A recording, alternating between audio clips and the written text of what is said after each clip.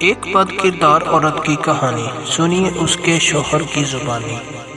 وہ ایک عجیب سی رات تھی، مجھے سمجھ نہیں آ رہا تھا میں کیا کروں کیا نہ کروں۔ شادی کی پہلی رات تھی اور دلہن بنی بیٹھی میری بیوی نے کہا کہ خبردار مجھے ہاتھ مت لگانا، میں کسی اور سے محبت کرتی ہوں، یہ زبردستی کی شادی ہوئی ہے، اور یاد رکھو تم کچھ بھی کر لو میری محبت نہ حاصل کر پاؤ گے، نہ میں تمہیں چاہوں گی۔ اس کی آنکھوں میں آنسو تھے، میں حیران و پریشان پاگلوں کی طرح اسے دیکھنے لگا اور سوچنے لگا کہ یہ کیا ہو گیا ہے۔ جب کچھ سمجھ نہ آیا تو اٹھا اور وضو کیا اور نماز کے لیے چلا گیا اور اپنے اللہ سے ذکر کیا کہ یا رب یہ کیسا امتحان ہے۔ مجھے ڈر تھا، بہت زیادہ ڈر، معاشرے کا ڈر، خاندان والوں کا ڈر۔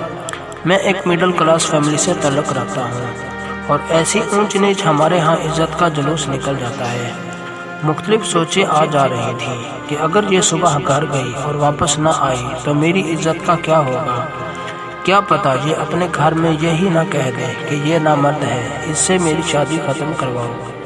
ایک بار تو سوچا کہ زبردستی کرتا ہوں، گناہ نہیں میرے نکاح میں ہے، مگر میرا دل نہیں مانا۔ میں نے اس سے بات کرنا چاہی مگر مجھے گوارا نہ ہوا کہ میں اس عورت کی منت کروں جس نے مجھے یوں ٹھکرا دیا۔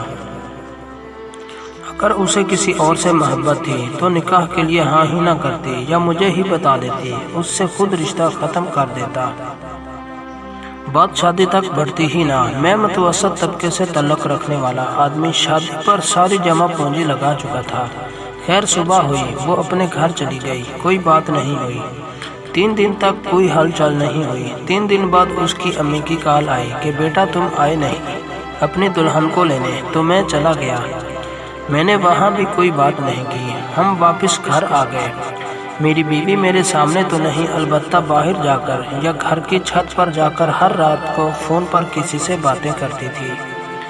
میں نے اس سے پوچھا تک نہیں کہ وہ کس سے باتیں کرتی ہے، کون ہے وہ، بس ایک بار پوچھا تھا کہ اسے طلاق چاہیے، اس نے کہا نہیں۔ اس کا فون پر جو عشق تھا اس کا مجھے کوئی مطلب نہیں تھا۔ 5 ماہ ایسے ہی گزر گئے۔ میں کام سے تھکا ہر رات میں گھر آتا، کھانا باہر سے کھا آتا، اور جب بھی گھر آتا وہ فون پر ہی باتیں کر رہی ہوتی۔ ایک دن اس نے پوچھا ایک بات پوچھوں؟ میں نے کہا پوچھ لو۔ اس نے کہا کیا آپ مجھے دیکھ کر طلب نہیں ہوتی؟ میں نے کہا شادی سے پہلے بھی تو کنٹرول ہی تو تھا، تمہیں کیا لگتا ہے کہ اب بھی نہیں ہو سکے گا؟ مگر اس رات بات کچھ اور تھی۔ میں سویا ہوا تھا کہ میرے موبائل کی گھنٹی بجی، فون میرے دوست کا تھا۔ اس نے مجھ سے کہا کہ تمہاری بیوی کسی اور مرد کے ساتھ فلانے ہوٹل پر بیٹھی ہے۔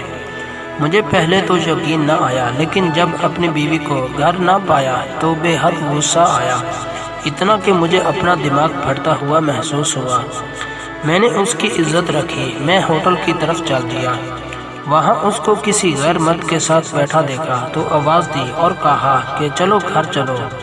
وہ چپ چاپ گھر آ گئی۔ گھر لا کر اسے میں نے انتہائی زوردار تھپڑ مارا کہ میری انگلیاں اس کے منہ پر چھپ سی گئیں، اور اس کو بولا اب تم اپنے گھر دفع ہو جاؤ، آج سے میری طرف سے آزاد ہو، جب تمہیں طلاق چاہیے ہو تو کہہ دینا، مگر میرے ساتھ میرے گھر میں تم ہرگز نہیں رہ سکتی۔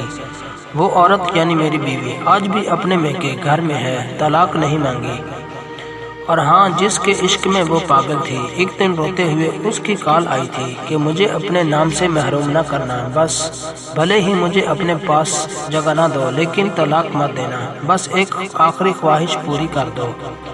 میں نے اس کی خواہش کا احترام کیا اور اس کو طلاق نہیں دی۔ اس کے بعد 3 سے 4 سال لگے خود کو نارمل انسان بنانے میں، عورت پر یقین کرنے میں کہ ہر عورت ایک جیسی نہیں ہوتی۔ پھر آخر میں نے دوسری عورت سے شادی کر لی۔ اب الحمدللہ میرے 3 بچے ہیں۔ میری یہ دوسری بیوی بہت ہی نیک نکلی۔ پتہ نہیں وہ 2-3 سال جو میں نے حوصلے سے گزارے، میں ذرا سا بھی پریشان ہو جاؤں تو میری بیوی کی نیندیں اڑ جاتی ہیں۔ اس کو مجھ سے عشق کی حد تک پیار ہے اور بے انتہا عشق۔ بعض دفعہ تو میں جنجلا سا جاتا ہوں اور اس سے جھگڑتا ہوں کہ اللہ کی بندی، میں کوئی دودھ پیتا بچہ تو نہیں، ایک وہ پہلی عورت ایک یہ عورت، میں تو وہی تھا وہی ہوں۔ میری پہلے والی بیوی سنا ہے کہ اب پاگل ہو چکی ہے، میرے نام لکھ لکھ کر چومتی رہتی ہے اور گلیوں میں پھرتی رہتی ہے، اسے اپنے ہوش ہی نہیں۔ اب ایک دو دفعہ زہر بھی کھا لیا مگر بچ گئی۔ لوگ اب بھی کہتے ہیں میں ظالم، اس پر ظلم اتنے کیے کہ وہ پاگل ہو گئی ہے۔ اب میں کیا کہوں لوگوں سے؟ حرام محبت کا مقدر ہمیشہ ذلت ہی ہوتی ہے۔ یارانے عاشقی مشوقی لگا کر توقع کرنا کہ یہ ٹھیک ہوگا، ذلت ہی ملتی ہے۔ میری بچیوں، بہنوں، بیٹیوں، یاد رکھو حرام محبت کا مقدر ذلت ہے، بس ذلت۔ خدا را اس گناہ سے بچیے۔ امید کرتا ہوں یہ ویڈیو آپ کے لیے بہت فائدہ مند ثابت ہوئی ہوگی۔ اگر ویڈیو پسند آئے تو ہمارے چینل کو ضرور سبسکرائب کریں۔ بہت شکریہ۔